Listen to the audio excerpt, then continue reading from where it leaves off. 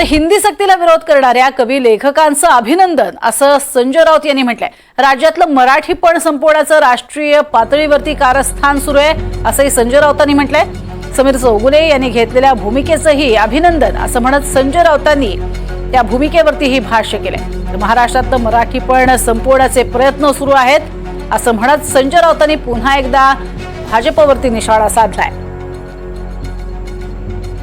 सरकारला ही दादागिरी, हिंदीची दादागिरी कोणासाठी करतायत?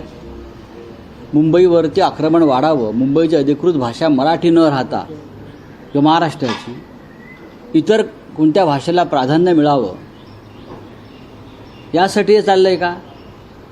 महाराष्ट्राला, महाराष्ट्राचं मराठीपण नष्ट करण्याचं हे कारस्थान राष्ट्रीय पातळीवर सुरू आहे आणि कोणाला तरी मुंबई घशात घालायची आहे। या मुंबईतून मराठी भाषा आणि मराठी माणूस हद्दपार करायचा आहे। यासाठी जर ही कारस्थानं चालली असेल तर शिवसेनेचा जो जन्म आहे, ज्या कारणासाठी झालेला आहे ते शिवसेना विसरणार नाही। मराठी भाषा, मराठी माणसावरच्यासाठी न्याय्य हक्कांची लढाई, मराठी भाषेवरचं अतिक्रमण थांबवणं यासाठीच जन्म झाला आहे आणि आम्ही मराठी भाषेसंदर्भात आमचं जे ऋण आहे ते असं वाया जाऊ देणार नाही।